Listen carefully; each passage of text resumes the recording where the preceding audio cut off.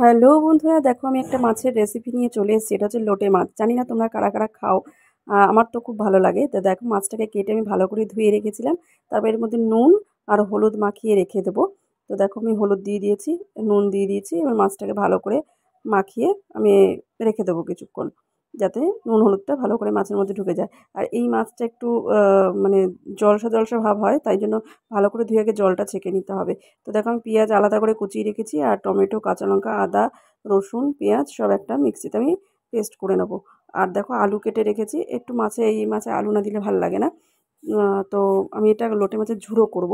তো দেখো মশলা আমার হয়ে গেছে, মশলাও আমার রেডি হয়ে গেছে।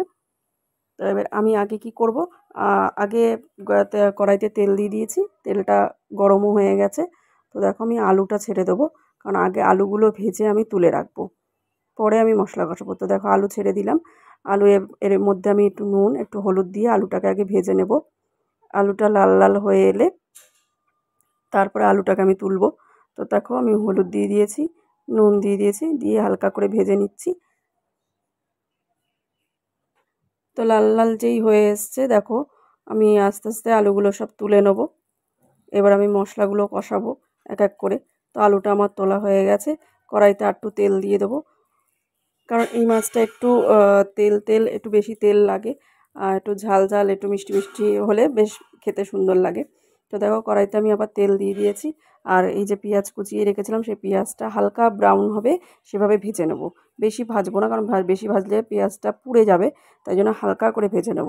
হালকা ভাজা হয়ে গেলে তারপর তার মধ্যে আমার মিক্সিতে যে মশলাটা হয়েছে, হালকা বাদামি রং হয়ে আসবে পেঁয়াজটা। এবার দেখো আমি মশলাটা এর মধ্যে ঢেলে দেবো। আদা, পেঁয়াজ, রসুন, কাঁচা লঙ্কা, টমেটো সব কিছুর মশলাটা আমি এর মধ্যে ঢেলে দেবো। ঢেলে ভালো করে কষাবো। তার মধ্যে পরিমাণ মতো শুকনো লঙ্কার গুঁড়ো আর কাশ্মীরি মির্চ এগুলো দিতে হয় একটু রঙের জন্য। যে যেমন ঝাল খাও সে সেরকম অনুযায়ী ঝাল দিও। আর নুন দিয়ে দেবো, হলুদ দিয়ে দেবো এর মধ্যে, দিয়ে ভালো করে মশলাটাকে আমি কষাবো। তো তোমরা এই মাছটা কারা কারা ভালোবাসো কমেন্ট করে অবশ্যই জানিও। আমার তো ভীষণ ভালো লাগে খেতে। তো দেখো আমি লঙ্কার গুঁড়ো দিয়ে দিয়েছি, হলুদ দিয়েছি, নুনে এই যে কাশ্মীরি লঙ্কার গুঁড়ো এর একটুখানি কালারের জন্য দিতে হয়। তো দিয়ে ভালো করে আমি মশলাটাকে কষাবো যতক্ষণ না কাঁচা মশলার গন্ধ যাচ্ছে। আর যতক্ষণ এই মশলাটা দিয়ে তেল ছাড়ছে ততক্ষণ আমার এই মশলাটা কষাতে হবে। আর আমি একটু মশলা কষাই স্টিম আস্তে করে দিয়ে, কারণ বেশি জোরে দিয়ে রাখলে গ্যাসটা, তাহলে মশলাটা পুড়ে যায়। তাই জন্য আমি একটু স্টিমটা আস্তে দিয়ে, গ্যাসের স্টিমটা আস্তে দিয়ে, দেখো তেল ছেড়ে দিয়েছে, মশলা আমার ভালো মতন কষেও গেছে। তো কাঁচা মশলার গন্ধটাও ছাড়ছে না। এবার আমি এর মধ্যে আলুগুলো দিয়ে দেবো। আমি যেভাবে করি মাছটা রান্না, আমি সেভাবে তোমাদের সাথে শেয়ার করছি। অনেকে অন্যরকমভাবে অন্যভাবেও করতে পারে।